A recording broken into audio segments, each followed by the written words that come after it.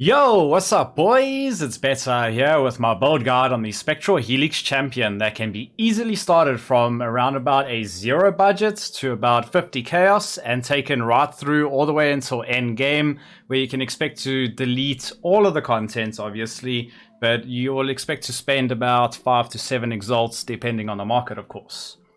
Right, so the idea behind the build is for it to be a budget alternative to using Omniscience, which delivers insane amounts of damage, which of course is elemental damage from the claw that we make use of, along with our Trinity support, a high amount of critical strike chance, but more so that we make use of Nightblade support, giving us elusive that pushes not only our defenses higher, but also our critical strike multiplier to well over 800%. Yes, you heard me correct.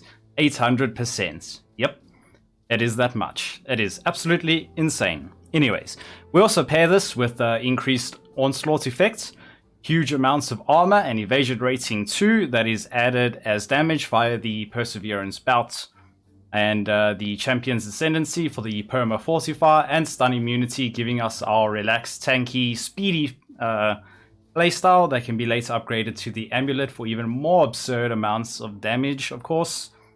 And then to counter spell damage, we have got up to 100% spell suppression chance, along with a 100% chance to also avoid all elemental ailments. And then with this, it ensures that bosses and mapping doesn't give you a hard time at all. Also, how Spectral Helix basically works is that you will throw a copy of your weapon. In this instance, it is our claw that spins around you, and it deals damage every 0.3 seconds, meaning if a boss's hitbox is big enough, okay, you can then get about 3 to 5 hits. Obviously, getting 5 hits will be a bit difficult, but 3 hits is about the average from one blade in its entire spiraling cycle. Due to us having a shitload of attack speed, of course, we're also able to stack up multiple of these blades quickly that will spin around us and deal a lot of damage very, very quickly. It is really, really cool. However, if you're not used to using the skill, as I had, then it will feel really clunky and weird at first, but I can assure you that it begins to feel much more fun, especially because you can just throw a blade or 2 per pack and then just continue to the next pack, knowing that your Helix is going to spiral there behind you, clearing those monsters. It is really, really fun, actually. I never expected it to actually play like this. It's almost kind of like Blade Vortex in a way, except that it remains in place and obviously it pierces all enemies. There is no limit to how many pierces it can do, obviously. And then what makes the skill even more amazing, okay, is that you don't even need to invest into extra projectiles or like projectile speed or anything like that, because it's more than quick enough. And the reason why you also don't need the extra projectiles is because all it does is it just adds extra bounces. So each time that the projectile loops around and hits something, it will bounce back. And for each extra projectile, it will bounce for that many extra times, which is only really effective when you have walls to abuse, and that's why obviously we don't need the extra projectiles.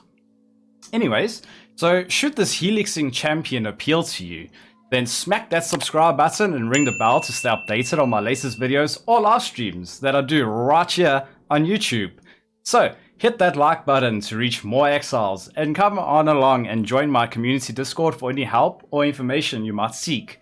The links are down below in the description for you. Also, consider becoming a member of the channel to unlock cool emotes and benefits to show your support. Right, so moving on to how you will be leveling up the build. Obviously, from level 4 up until level 12, and until you can obtain Spectral Helix, you'll be using Splitting Steel. And then from there on, you will just use Spectral Helix all the way through maps and pretty much all of the contents, and that's just so you can adapt to the usage of the skill and that, and pretty much of how it works, just so you can get a grasp of it. And then in the part of building notes, for each act over here, I have broken down the skill gems that you should be taking and what's kind of ideal and that. And then by the time you get to around about Act 9 or so is when you'll switch to claws. However, before claws, you should only use two-handed axes or swords, as I've stated here under the notes. And then I also have the ideal times that you should be doing your labs too. This helps out a lot in trying to make up your mind. And then, of course, down right at the bottom as well, I've also got the gearing priority, so you should obviously go for your claw first and cap spell suppression with ailment avoidance and that, and then you should work on getting your bouts and the lethal pride jewel and so forth. And then in the path of building as well, I've got leveling trees all the way from Act 1 all the way straight down to Act 10, and then also a level 87 setup of basically a getting their setup, and then I've also, of course, got my entire setup here too. The gear pieces and that, obviously, you don't have to have them exactly how I have them. You can compensate however you really want to. Right, so let's just move on to the skill tree and the Ascendancy quickly. Right, so for your Ascendancy, obviously for your normal lab, you will want to be picking up first to strike, last to fall. This gives your hits permanent in intimidation on enemies. And this gives an extra 10% attack damage on the enemies. And then also, along with this, we gain adrenaline when you reach low life. Low life is 50% of your life. This will kick in, and then you will recover 25% of your life. And along with this as well, you will remove all elemental ailments, which you won't have because we have full ailment avoidance. And then you also gain increased damage, increased attack speed, and a whole bunch of movement speed, along with a extra 10% additional physical damage reduction. And then from there on, for your Cruel and your Merciless slab, you should pick up Unstoppable Hero along with Fortitude. And the reason why you should pick up these two together and not do Unstoppable Hero and then later on Fortitude is because you need the Fortification in order to actually gain the 20% increased attack speed here while you're fortified, and the extra armor, and cannot be stunned while fortified too. So you must just note that you should probably do these two lab runs just before you kill Katava at the end of Act 10, and then between around about level 70 to 80, I would recommend that you should pick up Inspirational just so you can get your auras sorted, and then you don't really have to worry about your reservation or anything. And then also you can place your banner on bosses too for extra life regeneration. However, I felt that it really was not necessary at all. So moving on to the skill tree, obviously we just pick up some life and attack speed. I tried to grab some projectile speed and that as well, just so that going through maps and that is a lot smoother with the extra projectile speed. And other than that, I've also got some extra onslaught effect here, and to gain onslaught on kill, even though we gain permanent onslaught from the bout. And then moving on, we have Marked for Death, so we have Culling Strike against our marked enemies, along with a 10% chance to gain a Frenzy Charge when you hit marked enemies. This is really good for sustain. Over here, I've also selected Point Blank for the more damage. I have been testing this between long shots as well, and to be honest, I do not see any difference between them, although the fact that when Point Blank is allocated, bossing is much quicker for me, which is really strange because Point Blank should not really work with Spectral Helix, even though it actually does. Other than that, we're just picking up more life, a little bit of ailment avoidance there, some projectile critical strike chance and multi. Over here, some extra spell suppression and critical strike chance increased by your spell suppression chance too. A little bit more life, the extra frenzy charge, and survivor list over here. Obviously, because I'm using the Inspired Learning, we need 4 notables to be allocated. If you're not using Inspired Learning, you can obviously drop the Survivor List and Evasion Mastery, maybe even your Frenzy Charge as well, should you need the extra points to fill out maybe attributes or something else in the tree that really appeals to you. Other than that, we just get some more extra multiplier here.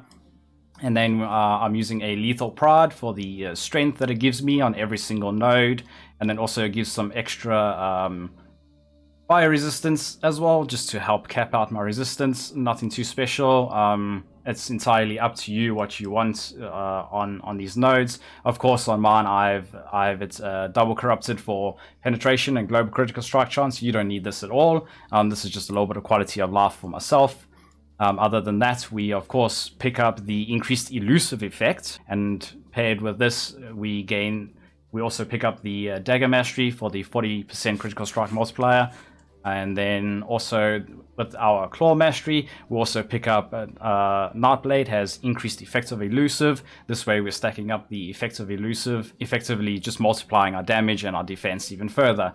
Now, of course, we have to pick up our Claw nodes here for the extra attack speed and critical strike chance and multiplier, which is really, really good. A little bit more life, and then over here I've socketed in my Mantra of Flames too, just for that more fire damage. So our Trinity stays equal. And then moving on here, I also use Forces of Nature just for a little bit of penetration, but more so it was to reach the 15 to all elemental resistances, just to help cap out the resistances as I was struggling a little bit. And then, of course, I took Laugh Raker here for the 20% chance to blind enemies on critical strike. This gives you an immense amount of survivability, and I really do recommend that you should pick this up early on, should you be struggling with defense. Other than that, just a little bit more life and some suppress here while on max life. And then I'm just using a Corrupted Blood Cannot Be Inflicted on You jewel here with some attack damage, attack speed, a little bit of chaos resistance, and the reduced effective chill too. Nothing too special. And then a little bit of a reservation efficiency here, just so we can fit our Determination, Grace, Defiance, Mana, and Precision all together. Obviously, you should want to take the Accuracy Mastery for Precision has increased mana reservation efficiency, just so that your mana pool stays above 100, because if it dips below 100, it can feel like really clunky sometimes when you don't have mana and that, and to like kind of gain your mana back. Other than that, it's just some more movement speed over here and suppression. Nothing too special in the skill tree. Obviously, we don't use a cluster jewel or any shenanigans like that. Should you want to use one, you're more than welcome to. You can just pretty much replace it with Lethal Pride, and you can drop a few nodes, some life and stuff, and pretty much just rack up a shit ton more damage for yourself. Okay, just moving on to the Pantheon real quick here. I'm using Solo Arakali for the reduced damage taken from damage over time, debuffs expire on you faster, and for the extra chaos resistance against damage over time. This is because my chaos resistance is not capped. You can pretty much choose whatever you want, but I feel Arakali is probably the best choice.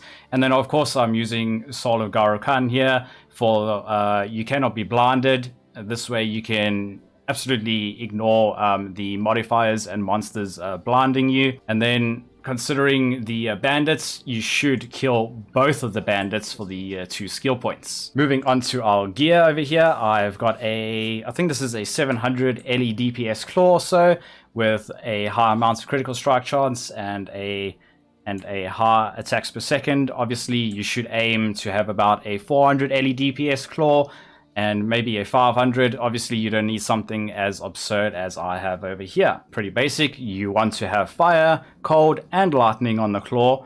This is so you can balance out your trinity correctly. And then moving on to the helmet, I just have a Blizzard Crown here for the extra cold damage it gives, along with the Spectral Helix damage enchant. Other than that, what you want on the helmet is just to have life and a little bit of resistance. You should aim to get chaos resistance as well, just so you can start getting into the positive of chaos res, obviously. Because being in the negative is very, very dangerous on this build. You do degen very, very quickly. And then for the shield here, I've just got a chance to suppress spell damage, of course, with some life, a little bit of cold res, and the chance to avoid ailments. Should you have a open prefix on the shield, then you can craft on adds fire and cold damage for even more damage. And then for the boots over here, I've just got the Eldritch Implicit for the avoid elemental ailments and some more chaos resistance, of course, just to bring the chaos res up a little bit more. And then, of course, I've got movement speed and life, and then some more chaos resistance once again, just to bring it up, and a little bit of lightning res here, just to make sure that I stay capped. Then moving on to the belt is, of course, the Perseverance belt. What makes this belt really awesome is that you gain 1% increased attack damage per 200 of the lowest of armor and evasion rating.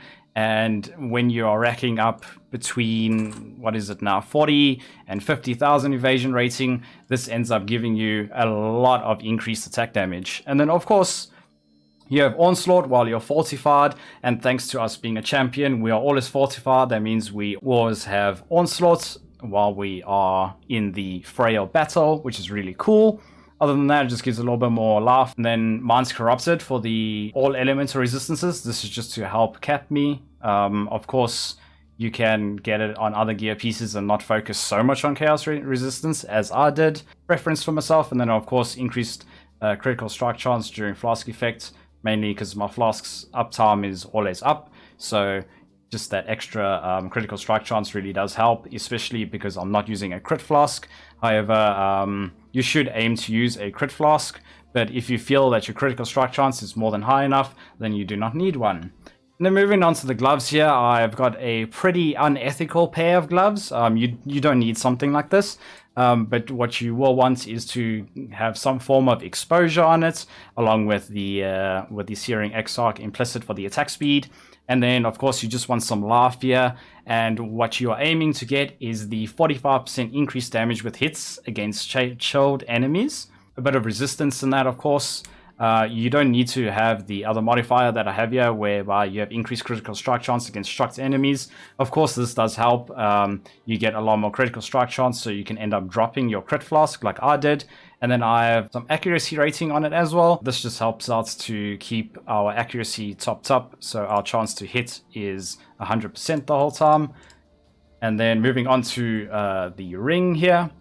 I've got a Mark of the Elder, which is corrupted for the extra lightning damage to spells and attacks. The conductivity skill here is absolutely useless. You can just ignore that. So on this ring, initially what you really want to have is the increased attack damage if your other ring is a Shaper item to be at a high roll. And the reason why we use this ring as well is because if your other ring is a Shaper item, like I have here, then we gain that increased attack damage. So you must always make sure that your Mark of the Elder is on the left ring slot, and your Shaper ring will be on the right-hand slot. Okay, other than that, it just gives a little bit more laugh for us, and of course the Tentacle Whip on kill, which just helps a little bit on the clear, but you don't really necessarily notice it. Other than that, moving on to our ring here, of course, I've just got a normal Shaper ring. Pretty much you can just get laugh and resistance on here. I opted to go and get the cold damage against chilled or frozen enemies, obviously, and then craft on some elemental damage with attacks. And then I was also lucky enough to land critical strike chance on this. For my amulet here, I've got one that has intelligence and to all attributes, just to bring up my attributes so I can meet all of the requirements that are necessary. And then I have got increased global critical strike chance along with global critical strike multiplier and some laugh. Obviously, what you should aim for on this amulet is to first get your attributes and then to go for multiplier and then critical strike chance and then maybe laugh as well. Or you can just go for Omniscience and get strength, dexterity, and intelligence on every single gear piece pretty much, and ignore resistances that way. For the anointment, I opted to go for Panopticon, and the reason why I've chosen this is so that I gain an extra 10% more attack speed. So instead of gaining 20% more attack speed while Ancestral Protector is up, I'm gaining 30% more. This is so that I can get a lot more Spectral Helixes flying around, especially during bosses. It is very, very effective. Right, moving on to our chest piece. Pretty much any chest piece will do that has got spell suppression on it with a little bit of laugh. You can get one that's also got some resistances too. You just do want to make sure that it has an open prefix, so you can craft on a chance to avoid elemental ailments. This is so that you can bring up the chance to avoid elemental ailments to 100%. I'm a noob and mine's 99% because I don't know how to roll my boots properly. Right, moving on to the gems then. So in the claw, I just have Whirling Blades linked to faster attacks. This is just to get around a little bit quicker during your mapping, although you do run pretty fast. And then, of course, the Ancestral Protector for the more damage during bossing. And then in the helmet, I've got my Determination here, along with Assassin's Mark and Defiance Banner. The Assassin's Mark is linked to Mark and Hits, of course, giving us extra critical strike chance and multiplier while we are bossing and mapping too, which helps out a lot. Defiance Banner is here for the increased armor and evasion rating. This just helps us bring it up for the Perseverance belts. And of course, Determination here as our only source of armor. In the shield is our precision. This is very important. You should be running your precision at max level, maybe even get a level 21 one for the increased critical strike chance and the accuracy rating. You will be needing it, trust me.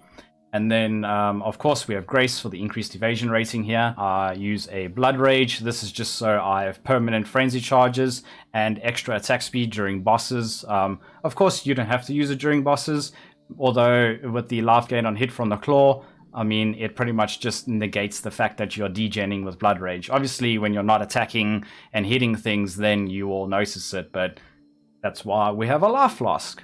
Anyways, moving on, is a cost when damage taken, linked to a Vol Molten Shell. This is just for when we take a chunk of damage, just to bring our armor up. Gives us a tad bit more damage, but it's also used as an oh shit button. And then of course I have an increased duration. I put this in recently, so this should be 2020 as well.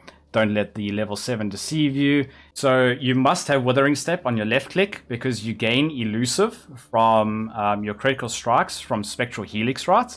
And what this does is it refreshes the duration. And then moving on to the most important thing here is the Spectral Helix, which is obviously linked to Nightblade. From Nightblade, you gain increased critical strike chance, increased critical strike multiplier, and then the Elusive gives you spell dodge and attack dodge too, which is further increased through the skill tree with the effects of Elusive, obviously.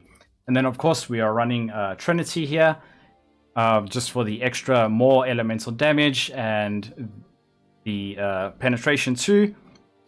You don't have to really worry about balancing this at all, so long as you just have fire damage, cold damage, and lightning damage on your claw. You should not struggle to keep your resonances up at all.